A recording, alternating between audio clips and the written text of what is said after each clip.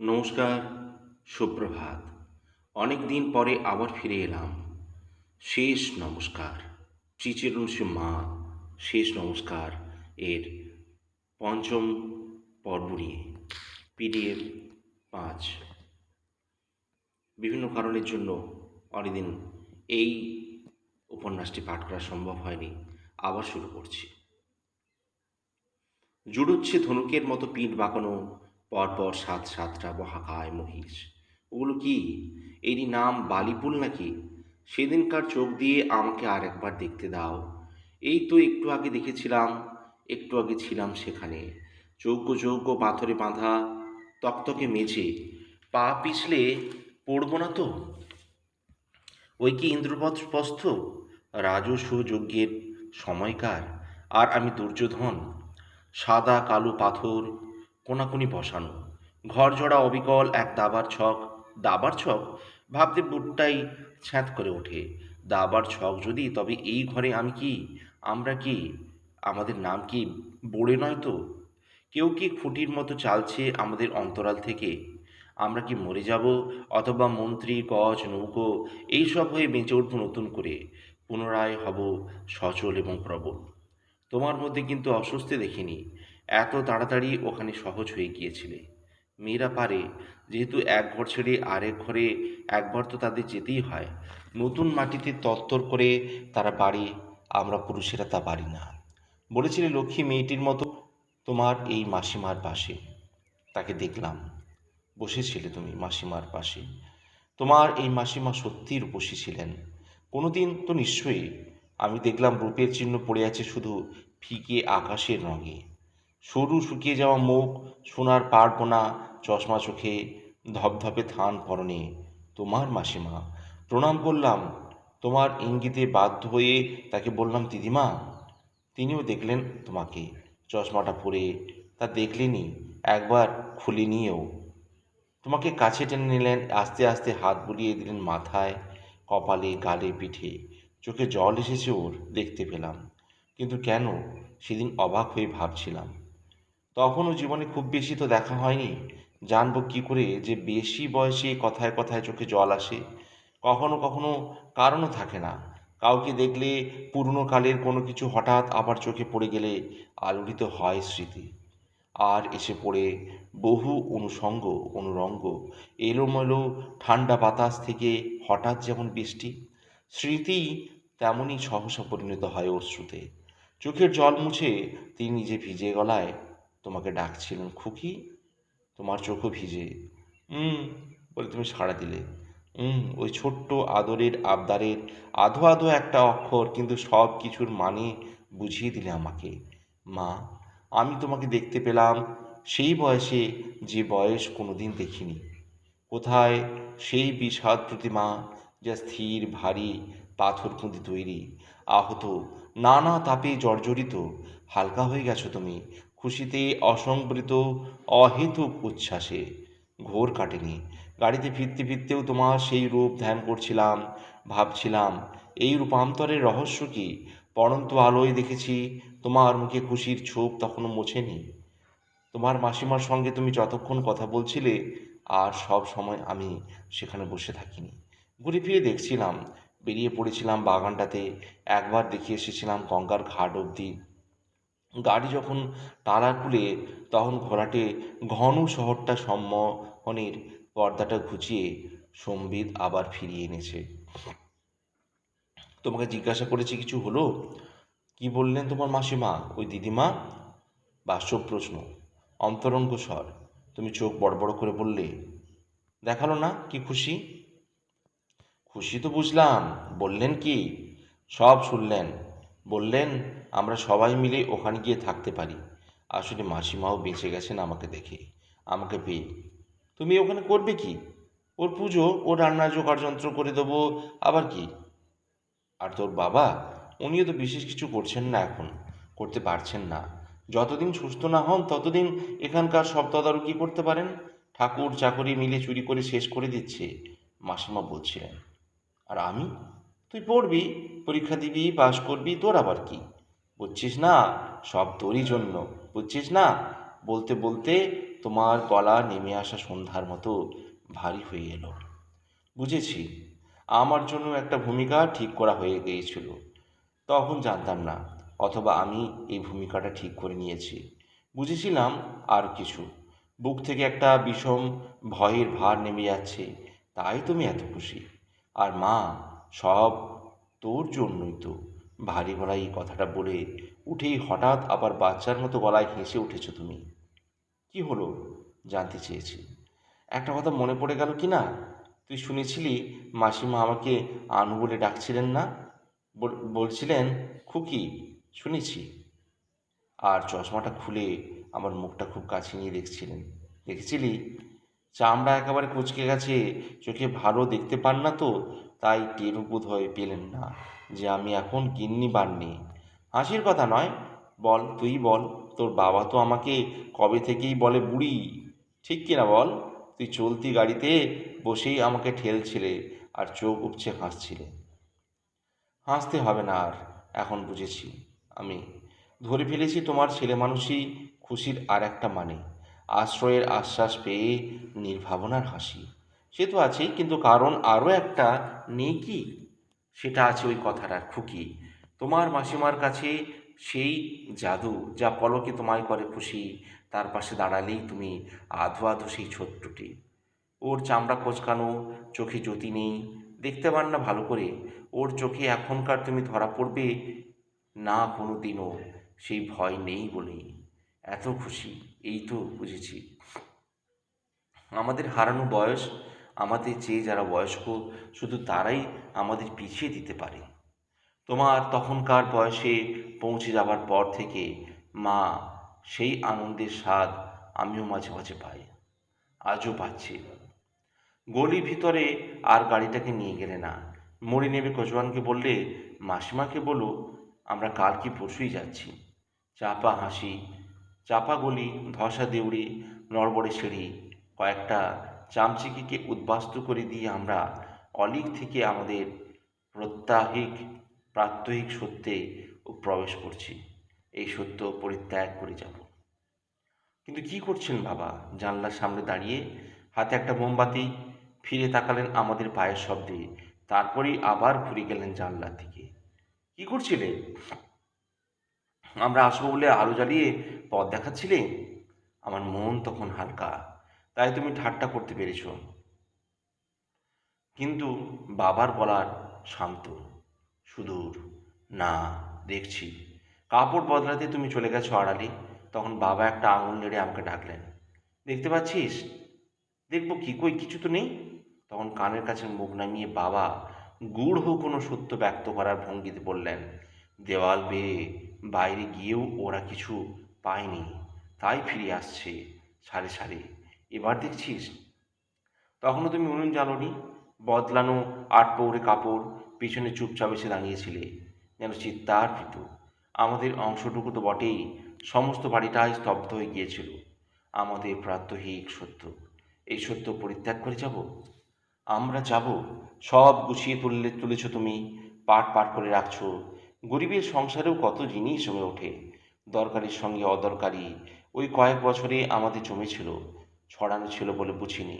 তুলতে গিয়ে টের পাওয়া গেল বোঝা কত। গাঁটার ইট আর পুডলি বাঁধতে বাঁধতে তুমি কপালের ঘাম মুছছ, ক্লান্ত পা ছড়িয়ে বলছো, হ্যাঁ তো। কিন্তু আমি তাড়াতাড়ি স্টেই বলে উঠেছি, থাক না, ওখানে তো সবই আছে। তুমি অমনি ব্যথিত বলছো, বারে, পরে আমাদের আবার আলাদা ঘরে ঘরকন্যা হবে না? বরাবরই ওখানে থাকবো নাকি? তোর বাবা একটু উঠে দাঁড়ালে আর তুই মানুষ হলে আমরা আবার তো নতুন বাসা করবো না? তবে থাক। সায় দিয়ে আমি আবার অন্যদিকে হেলেছি। কিন্তু সব দিকে যেতে গেলে বোঝা হয়ে উঠেছে, আবার ফেলে যেতেও মায়া লাগে। কোনটা যে কবে কাজে লাগবে বলা তো যায় না। ঠিক ঠিক, বাবা বলেছেন। বলেছ ঠিক, কোনটা যে কবে কাজে লাগে কিচ্ছু বলা যায় না। বাবাকে নিয়ে সমস্যা হবে, ওকে রাজি করাতে বেগ পেতে হবে। তুমি আর আমি আগেই দুজনেই ভেবে ভয়ে ভয়ে ছিলাম, অথচ আশ্চর্য, বাবার মত পরদিন সকালেই একেবারে অন্যরকম। ভালো করে সব শুনলেন না, তোমাকে থামিয়ে দিয়ে বললেন, যেতে হবে। তা হবে বই কি, পড়ে থাকা সম্ভব নয়। আমরা কেউ তো পড়ে থাকতে আসিনি।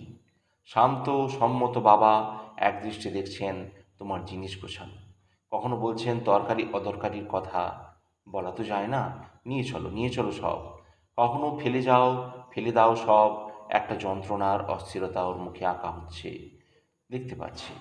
ফেলে যাব? হাত থামিয়ে তুমি বলছো ফেলে যাব কেন? কিচ্ছু বোঝো না তুমি, বরাবরই একরকম, জানো না, একেবারে হালকা হয়ে চলে যেতে হয়। মাঝে মাঝে কী যে নিষ্ঠুর হয়ে যেতে তুমি, নইলে বাবার নিরাসক্ত সুন্দর কথাটার ওইভাবে উত্তর দিতে হয়। তোরঙ্গের তলা থেকে হাতড়ে হাতড়ে বের করেছো হলদে কাগজের বাঁধা বান্ডিলগুলো। এতদিন পরে এ দেখে চমকে উঠেছি। কঠিন গলায় তুমি বলেছ, তবে বলো, ফেলে দিয়ে যায় এগুলো? বাবা যেন চেনেননি। এগুলো কি? তোমারই কীর্তি এসব, দেখছো না, এসব পালার পর পালা। তাকিয়েছিলাম, স্থির দৃষ্টিতে বাবাকে দেখছিলাম।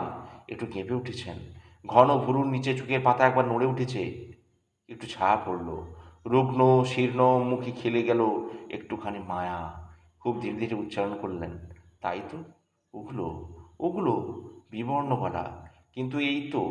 মুখ সহসা প্রদীপ্ত হয়ে উঠেছে, আঙুল বেঁকিয়ে বেঁকিয়ে ছিঁড়তে চাইছেন কিছু, আপাতত তা অদৃশ্য, হয়তোবা কোনো মায়া ছিঁড়ছেন, টুকরো করে দিচ্ছেন হিংস্র হাতে। মা, সেই মর্মান্তিক হিংস্রতার কাছে তোমার হিংস্রতা কিছুই নয়। ফেলে দিয়ে যাবে বলেছিলে? এই শোনো, বাবা কি বলছেন, কি স্পষ্ট, কি তীব্র, কি নির্মম ওর কণ্ঠস্বর। বলছেন ফেলে দাও সব। সেই বৈরাগী গৈরিক আদেশের আঘাতে তুমি বিবশ, তুমি কাঁপছো, কাঁপা অতি ভীত অতি সংকুচিত গলায় বলছো, সব। বাবা এগিয়ে এসে তোমার পাশে বসেছেন, আলগোছে একটা হাত রেখেছেন তোমার পিঠে, নিবিড় স্বরে বলছেন, ভয় পাচ্ছ? মায়া হচ্ছে? তোমার মায়া নেই জানি, কোনো কিছুতেই নেই, কোনো দিনই না, জানি। কোনো রকমে বলতে পেরেছ, কিন্তু মা, তোমার শুভ্র কণ্ঠস্বর, আছে, মায়া আছে। তুমি জানো না আনু, বাবা তোমার নাম ধরে ডাকছেন আমার সামনে এই প্রথম। আমার উপস্থিতি কি সেই ক্ষণে ওর কাছে লুপ্ত হয়ে গেছে? তুমি জানো না, মায়া আছে, কিন্তু সব ইন্দ্রবৃত্তির মতো মায়াটাকেও স্থির করে ধরে রাখা যায়, সেই শক্তি আমি অর্জন করেছি। ফেলে দিয়ে যাও ওগুলো, যাও না। লেখালেখির ওগুলো একটা পর্যায় মাত্র, একটা পদ্ধতির নমুনা। আরও পদ্ধতি আছে, আমি শিখেছি। আমার লেখালেখি এখনও চলছে অনবরত, টের পাওনি না? কত কি লিখি সাদা চাদরে, আঙুল দিয়ে লিখি, দেখনি? সে লেখা পড়তে পারো না, লিখি আর মুছেই বা নিজেই মুছে যায়। কালের লেখা তো নয়, মনে কিন্তু গাঁথা থাকে, সমস্ত নিজের কাছে থাকে। সব লেখা দেখলাম শেষ পর্যন্ত নিজেরই জন্যে তো। কথাটা আমি লিখতে পারছি না, পারছি কি না পারছি। আগে কাগজে লিখতাম কালি দিয়ে, কালি বড় কালো, কালি হলো আসক্তি, তাই কষ্ট পেতাম। এখন সাদা চাদর, সাদা অক্ষর, আসক্তি নেই, কষ্ট নেই। আনু, যা ইচ্ছে এই বাক্স বোঝাই করে নিয়ে যেতে পারো, যা ইচ্ছে তা ফেলে রেখে যাও, কিছুতেই আমার লাভ নেই, ক্ষতি নেই। কথাগুলো কঠিন, তার চেয়েও স্থির কঠিন ছিল সেদিন বাবার কণ্ঠ। আমি তার সেদিনের নিরাশক্তিকে আমার আজকের যথাসাধ্য শক্তি দিয়ে সাজালাম। ভাষা অবিকল হোক বা না হোক, তার ভাবটাকে হয়তো প্রতিধ্বনিত করতে পেরেছি। তোমরা যখন কথা বলছিলে অভিভূত আড়ষ্ট, আমি তখন কিন্তু ধীরে ধীরে এসেছিলাম ঘরে, যেন শুনছি না সেইভাবে দেওয়ালে আঁকা বসুধারা চিহ্নটার উপরে চোখ রেখেছিলাম। আসলে সঙ্গে কি নেওয়া যায়, আর কি পড়ে থাকে, বিচার করে দেখছিলাম মনে মনে। ওই বসুধারা চিহ্নটা কবে আঁকা, তবু এখনো টকটকে, খুব অসহায়, কিন্তু অভিযোগপূর্ণ দৃষ্টিতে চেয়ে আছে। সেই মুহূর্তে খেয়াল হলো, এই বসুধারা চিহ্নটি তো নিয়ে যাওয়া যাবে না, আবার কেউ মুছেও দেবে না এই লেখাটাকে যাওয়ার আগে। ওটা রয়ে গেল, রয়ে যাবে আরও কত কি টুকিটাকি পরিত্যক্ত আত্মীয়ের মতো, এখন মূল্যহীন, কিন্তু কোনো দিনের স্মৃতি বিজড়িত। নালিশ চোখে তার পড়ে থাকবে, আমরা চলে যাব, অজস্র সেই অশ্রুত আর্তনাদ শুনতে পাবো না। 24, পর্ব 24। ঘরটর ঝাঁট দিয়ে মুছে, তবে যেমন আসন পাতে পূজায় বসে, তুমি দেখতে পাচ্ছ কি না জানি না, আমি রোজ বসছি সেইভাবে। লম্বা এই চিঠিটার খেই ধরবার আগে উদ্দেশ্যে নমস্কার করে নিই, লম্বা ঢিবি, একটা মিছিলের মতো। কত দূর থেকে আসছে, কোথায় গিয়ে থামবে কে জানে। সারি সারি অক্ষর মরুভূমিতে সর্বস্বার্থবাহীদের উঠের মতো, কিংবা মাথায় মোটঘাট বাঁধা সেকালের সব তীর্থযাত্রী। এরা কোন মন্দিরের অঙ্গনে গিয়ে সাষ্টাঙ্গে লুটিয়ে পড়বে, কত দূরে সেই মোহনা অথবা সঙ্গম। এ লেখাগুলো ডুবে যাবে যার জলে, সেই জলে ধুয়েও যদি যায় তো যাক না। অথবা আমি এখান থেকেই তাদের ভাসাচ্ছি, পাতায় করে কিছু ফুল, একটি আলো, একটার পর একটা মোমবাতি দিচ্ছি স্রোতে। ফুল কাঁপছে, কাঁপছে আলো, পাড়ে বসে কাঁপছি আমি। অনেক দূরে চলে গেলে তাদের আর দেখা যাচ্ছে না, আমিও নেমে যাই না ওই জলে। মাঝে মাঝে ভাবি, তাহলে আর পাতার নৌকা তৈরি করাও দরকার হয় না। নিজেই নিমজ্জিত প্রশান্ত এক পাতালে স্থির হয়ে থাকি। অস্থিরতা যত, তত উপরের ঢেউে ঢেউে, বৈঠার খায়ে খায়ে ঢেউ ভাঙে। আমি জানি নিচে ওসব কিছু নেই। সেখানে অজস্র স্থির পদ্ম, প্রস্ফুটিত নীল, পাটল কিংবা সোনালি আলোর বর্ণ দিয়ে গড়া তাদের পাপড়ি, যে কালো জলে উপরিতলে আছড়ে পড়ে, নির্যাস তলদেশে ছড়িয়ে পড়ে। সেই অসুখটার পর থেকে স্থায়ী অসুখের জন্য ব্যাকুলতাও আমার বেড়েছে। জরার হাত থেকে রেহাই নেই, কিন্তু জ্বালার হাত থেকেও তো বাঁচব কিসে, অস্থির হয়ে ভাবছি। নিরবলম্ব শূন্যে আর ঝুলতে পারি না। ওখানে এত নীচতা, ছোট ঈর্ষা, তাৎপর্যহীন ঘটনার ঝড় আমাকে নিরন্তর ঝাপটা মারে। পায়ের নিচে তাই খুঁজছিলাম মাটি, পেলাম সেই মাটি, এই লেখা। সেই মাটি তুমি।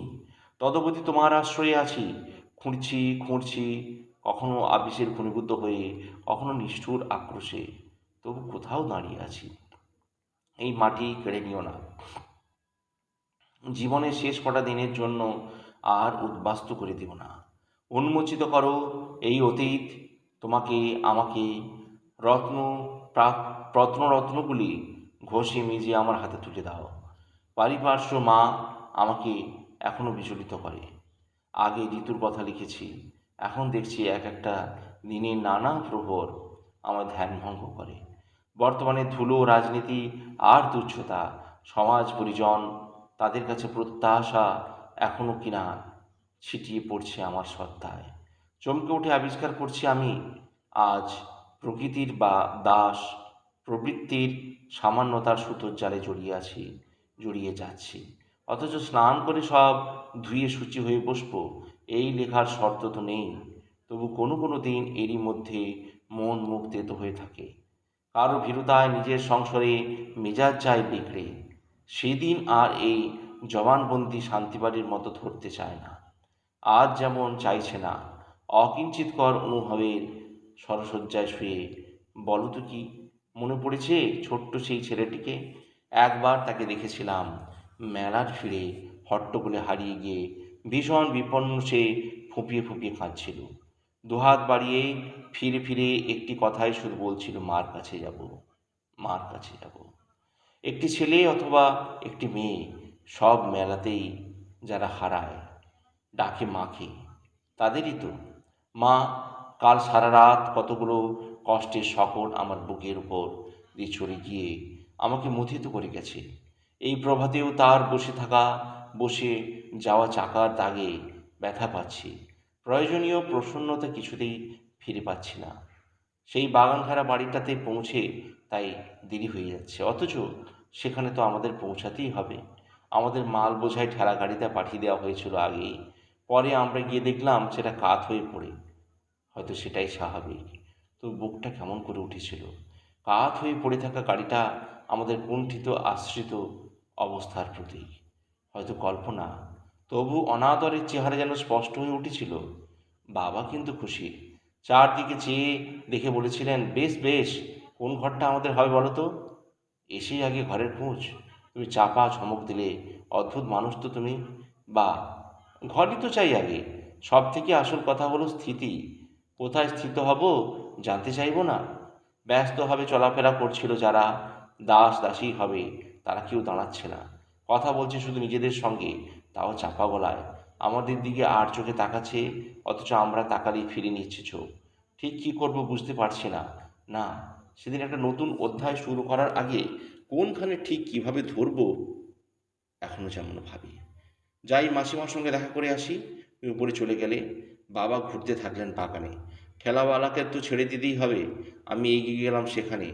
তার সঙ্গে হাত লাগিয়ে খুলে ফেললাম দড়াদড়ি। জিনিস নামিয়ে তুলতে থাকলাম রকে। বেশ পরিশ্রম হচ্ছিল। গেট দিয়ে তখন ঢুকলো একজন লোক, মাঝবয়সী। একটা শার্টের সঙ্গে সে পড়েছে ধুতি। চেহারা দেখে মনে হলো আধা ভদ্রলোক। আধা আধা কেন, যেহেতু আমিও যদিও পিছনে পিছনে চরম দুর্দশার মধ্যে তখন পড়ে রয়েছি। মধ্যবিত্ত শ্রেণীজ্ঞান আমার জন্মার্জিত এবং মজ্জাগত। তার হাতে কী সব সওদা ছিল। আমার গলদঘর্ম দশা দেখে সে দাঁড়িয়ে পড়ল। লোকটা দয়াপরবশ। আর তার সহায়তায় জিনিস নামানো হয়ে গেল তাড়াতাড়ি। ঠেলাওয়ালা বিদায় নিল। তখন কাঁধে রাখা ঝাড়নে হাত রেখে বলল, কোথা থেকে? বোধ হয় সে ঠিক ধরতে পারছিল না তুমি কি বলবে, না আপনি, আমার বেশভূষা আর বয়স থেকে। ঝামাপুকুর। আপনি তুমি এড়াতে আমিও এই কথাটাই উত্তর দিলাম। ও, বুঝেছি, সে বলল খুব রাগ্য গলায়। মা বলেছিলেন বটে। দূরে বাগানের ধার ঘেঁষে বাবার পায়চারি করার চেহারা দেখা যাচ্ছিল। সেদিকে আঙুল দেখিয়ে লোকটা বলল, তাহলে এরপর উনি হচ্ছেন এ বাড়ির নতুন ম্যানেজার? ম্যানেজার? বাড়ির আবার ম্যানেজার কি? বুঝতে পারলাম না। আবার পারলামও যে কথাটা যেন তেমন সম্মানের নয়। কান ঝাঁ করছিল। কি বলা যায় চট করে ঠিক করতে না পেরে কতকটা অসংলগ্নভাবে কিন্তু ঝোঁক ঝাঁক দিয়ে বলে ফেললাম, আমরা এদের আত্মীয়। লোকটা হাসলো। সেই হাসির পুরোনোটা প্রিন্ট নাড়াচাড়া করে এখনো বুঝছি না ওই হাসির জাত কি। ধূর্তের? দার্শনিকের? যাই হোক, সে হেসেছিল। বলছিল, আত্মীয় তো সবাই। আমার মামাও এখানে আসেন জ্ঞাতি হিসাবে, এই গিন্নিমার শ্বশুরের আমলে। তা তা কি হলো? আমার মামা হলেন গোমস্তা, আর তার ভাগ্নে এই আমি বরাবর বাজার সরকার। আমি শুনি শুনি আমি চুরি করি, তাই আমার ওপর তদারকির জন্য ম্যানেজার বসাচ্ছে। তার স্বরে তিক্ততা, হতাশা, ঈর্ষা, ঘৃণা, কিন্তু চোখে বেদনা ছিল। আমি মিলিয়ে দেখছিলাম। আবার ম্যানেজার। ম্যানেজার শব্দটা কানের পটহে বিকটভাবে বাজছিল। আরও জোর দিয়ে, যেন সেই কর্ণপটহর ভেদ করে নিজেই কলজেকে শোনাতে বারবার বলে উঠলাম, আমরা আত্মীয়। দিদিমা, দিদিমা নেই? মা, তোমার মাসিমাকে সেই প্রথম স্বেচ্ছায় উপযাচকের মতো দিদিমা বললাম। এ কদিন মনে মনে মানতে পারিনি। দিদিমা শব্দটাকে আঁকড়ে ধরে চাইছি কাঙালির মতো প্রাণপণে। প্রাণ, অপমান বোধ, আমার সম্মান। না, ত্রিবেণী গেছেন পুণ্যে স্নানে। কালই ফিরবেন কি পরশু, তা সেজন্য ভাবনা নেই। বলে গেছেন আমাকে সব বন্দোবস্ত হয়ে যাবে। নিচে দুটো ঘর খুলে দিচ্ছি বলে সে আর অপেক্ষা না করে হুকুম খাটিয়ে উঠিয়ে দিল আমাদের সব জিনিস ভিতরের উঠোনের সামনাসামনি দুটো ঘরে। ওপরে গিয়ে তুমি একটা দরজায় ঠেস দিয়ে বসে আছো অনিশ্চিত ভঙ্গিতে। আমাকে দেখে তাড়াতাড়ি বলে উঠলে, আয়। কিন্তু মাসিমাকে দেখতে পাচ্ছি না, বুঝতে পারছি না কোথায়। সেই তখন থেকে বসে আছি। মাসিমা বোধহয় চালের ঘরে ঢুকেছেন কি পুজোর ঘরে, এখনও বেরোননি। ওকে জিজ্ঞেস করছি, অথচ ও কিছু বলছে না। কী যে করব। দেখলাম দরজার সামনে দিয়ে দাসী মতন কে চলে যাচ্ছে। দাসী? ও যদি দাসী তবে তুমি কি? বাবার কোথায়? এখনও বাগানে ঘুরছেন? বাবাই তো এই বাড়িতে কি ম্যানেজার হবেন? ম্যানেজার মানে তো নায়েব। বাবা যদি নায়েব, তুমি তাহলে কি? বামুন্দি যাকে বলে তাই, হেড রাঁধুনি। শব্দটার মনের উপর গরম মোমের মতো পড়ল। নায়েব, বামনি, নায়েব, রাঁধুনি, বরাবর যেন দুটো মশা এসে জ্বালাচ্ছে। মারবো বলে হাত চলেছি, ঠাস ঠাস শব্দ হচ্ছে, কিন্তু কই, ওদের গায়ে লাগছে না তো। নায়েব নায়েব, রাঁধুনি রাঁধুনি, মশা দুটো ফিরে ফিরে ঠিক উড়ে উড়ে এসে বসছে। খিদে পেয়েছে? তুমি বললে খেয়ে নে না একটা খানিকটা চিড়ে। দেখ দেখি বার্লির পুরনো কৌটোটায় আছে, তোর বাবাকেও দে। জানিস ও কোথায় আছে? জানতাম, একটা গাছের নিচে বাঁধানো বেদিতে বসেছেন। ওপরে উঠে আসার একটু আগে দেখেছিলাম। নেমে গিয়ে দেখি তখনও তিনি সেইখানে এক মনে কি শুনছেন, ওপরের ডালপালার দিকে মাঝে মাঝে চাইছেন। আমাকে দেখে ঠোঁট ছুটছালো করে আস্তে একটা শব্দ উচ্চারণ করলেন। আন্দাজে একটা শব্দটা ওর ঠোঁটের ধরন থেকে পড়ে নিলাম। ঘু ঘু। কিসের ডাক শুনছেন বুঝিয়ে দিলেন। আমার হাসি পেল। ঘু ঘু। হাত তুলে আমাকে মারবার মতো একটা করে আদরের ভঙ্গি করলেন বাবা। হাসছিস যে দুষ্টু? ভিটে ঘুঘু চলে শুনেছিস, তাই হাসি পাচ্ছে বুঝি? মন দিয়ে শোন, তাহলে আর হাসি পাবে না। ভিটে হয়তো চড়ে, তবে আমি কখনো ছুটতে দেখিনি, জানি না। কিন্তু চললেও ওর তো স্পষ্ট দুই রূপ। ও যখনই একা তখনই কি যন্ত্রণায় যে ডেকে চলে। শোন, শুনতে পাচ্ছিস? এখনো ডাকছে, ডেকে চলেছে একটানা। ছাদ টাদ ঘুরে অনেক পরে আবার নিচে যখন এলাম, তখন তোমাকেও দেখলাম নিচে। ওই লোকটা কিংবা অন্য কোনো পরিচারক পরিজনের সঙ্গে ইতিমধ্যেই তোমার কিছু কথা হয়ে থাকবে। দেখলাম তুমি জিনিসপত্র গুছিয়ে তুলছো নিচের একটা ঘরে, পাশে একটা তক্তপোষ। বাবা পা ঝুলিয়ে সেখানে বসে। তোমার মুখ থমথমে, কথা নেই। গুছিয়ে তুলছো, সাজিয়ে রাখছো ঠিক, কিন্তু যেন তোমায় মনমতো হচ্ছে না তোমার। সাজাতে শুরু করেছো ফের অন্যভাবে। বাবা নির্বিকার, বরং হাসছেন। তুমি একটা একটা কৌটো খুলে ভিতর কিসব গন্ধ শুকিয়ে পরশ করে তাকে আবার তুলে রাখছো। বাবা বরং হাসছেন, আর তুমি ক্রমাগত কৌটো খুলে খুলে তার ভেতরকার গন্ধ শুকে। তুমি শুঁকে বাবা হেসেই চলেছেন। হঠাৎ একটা কৌটোর কিনারায় কী ছিল, ধারালো টিনের কোনো টুকরো ছিল। তোমার আঙুলে লাগলো, নাকি আঙুলটা বুঝি কেটেই গেল? কৌটোটা পড়ে গেছে হাত থেকে, ঠন। সেই শব্দে আমোদে বাবা হাসছেন। কিন্তু ইস, রক্ত! ইস, তুমি কেঁদে ফেলেছো? কেটেছে? কতটা? খুব বেশি? কিংবা কাটা কাটা কিছু নয়, তুমি কাঁদতেই চাইছিলে। অসাবধানে কৌটোর ঢাকনা খুলতে যাওয়া, ওটা ছুতো। তুমি যা চেয়েছো তাই পেয়েছো, কাঁদতে পারছো। অনেকক্ষণ গুমোটের পরে হঠাৎ বৃষ্টি ভেঙে পড়ে। বাবা পা দুলিয়ে যাচ্ছেন খাটে বসে। তোমাকে কাঁদতে দেখে প্রথমে অবাক, খানিকটা চোখ চেয়ে তিনি কি বুঝে নিলেন। মাথা নেড়ে জ্ঞানী জ্ঞানীদের ভাবে বললেন, নতুন বাসাগুলো নতুন জুতোর মতো, গোড়ায় একটু লাগে, পরে সয়ে যায়। নিচের স্বর, নিচের ঘর জানলার জাল কেমন চাপা চাপা লাগছিল। সেদিন বোধহয় গরমও পড়েছিল খুব। উঠোনে ঝাঁঝরি দিয়ে তলাকার ভ্যাবসা পচা গন্ধ উঠে আসছিল। আমরা এই ঘরেই থাকবো বুঝি মা? এই নিচের ঘরে? মন্দ কি? বাবা উঠে বলে উঠলেন, পাশের ঘরটাও খুলে দিয়েছে, আমি দেখে এসেছি। আমার খুব পছন্দ নিচের ঘর, তাতে কি? এখানে ওখানে আমি নতুন এই বিজনেস একটা করব। এখানে আমি নতুন সেই বিজনেসটা করব, বেবি ফুড, শর্টি ফুড। তোমাকে একবার বলেছিলাম না, মনে আছে? এই যে ফর্মুলাটা আমি সেটা সেবার চিটাগাঙ্গে আরাকানির লোকটার কাছে পেয়েছি। তোমাকেও তো শিখিয়ে দিয়েছিলাম একবার, সেই অনেক অনেক বছর আগে, মনে নেই? আমার কিন্তু আছে। এই দেখো এইবার ব্যাপারটাকে দাঁড় করিয়ে ফেলবো। এবার ফেলবই। আর একটা চললে ধরবো সেই আর একটা ফর্মুলা, সেটাও শেখা আছে।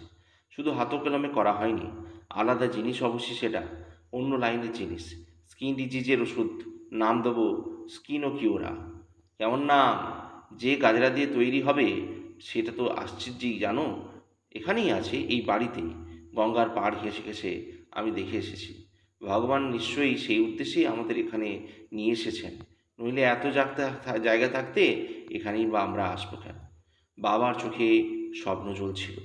মাঝে মাঝে ওর গলা, বলার ধরন এত স্বাভাবিক লাগে, আর মনের ভেতরকার চাপা মেঘগুলো হাওয়ায় মিশে যায়, কিংবা আশা ঝিলিক দেয় সেই মেঘে। ভয় নেই, আবার আমরা স্বাভাবিক হব, সুস্থ, নিজেদের ওপর যাদের নির্ভর, যারা সেরে উঠবেন।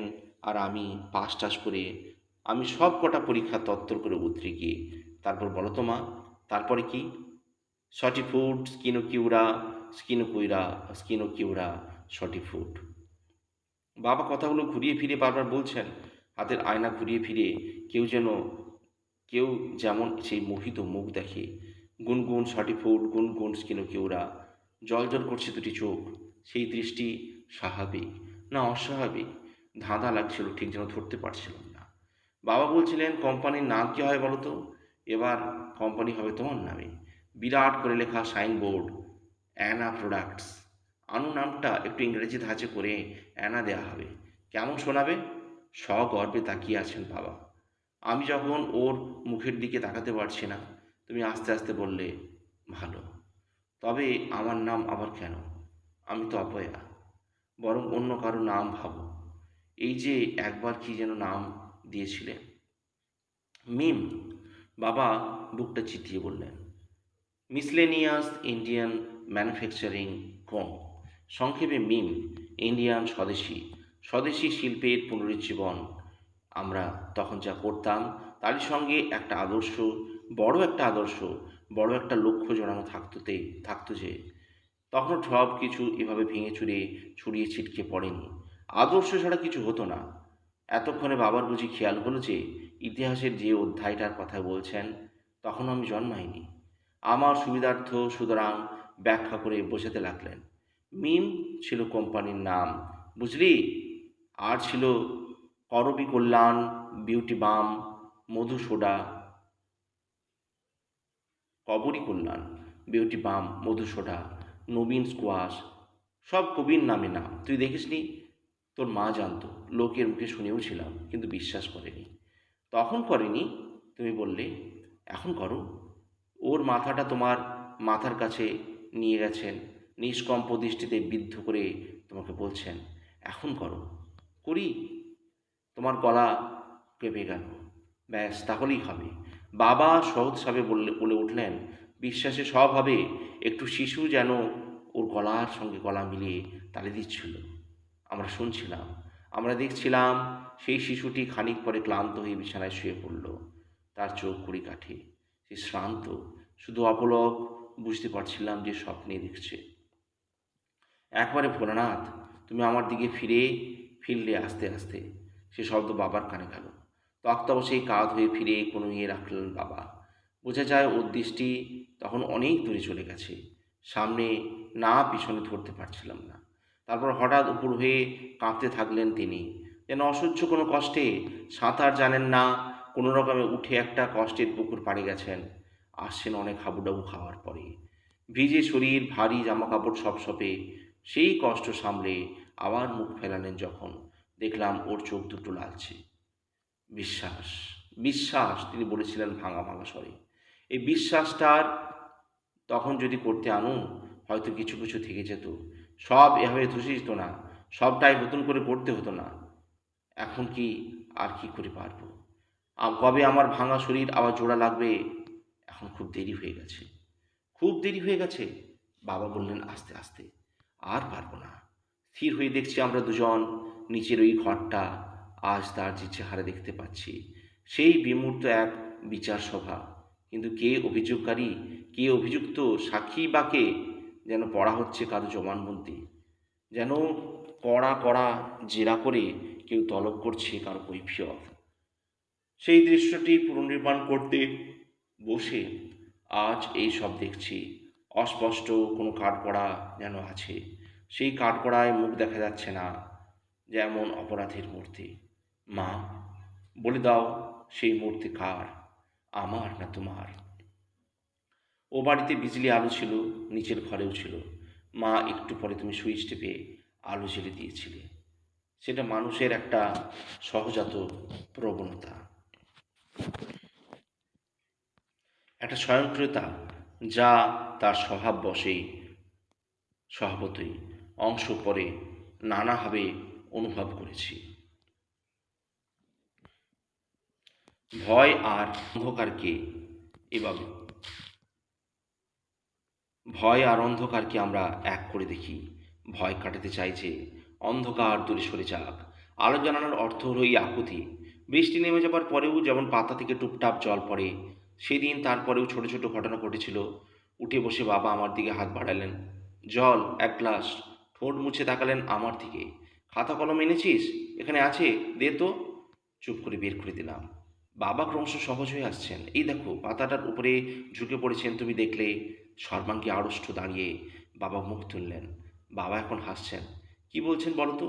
বলছেন, ভয় নেই, নতুন কোনো পালাটালা লিখতে বসছি না। বসছি তাই ভাবছো তুমি? দূর, তার হয় না।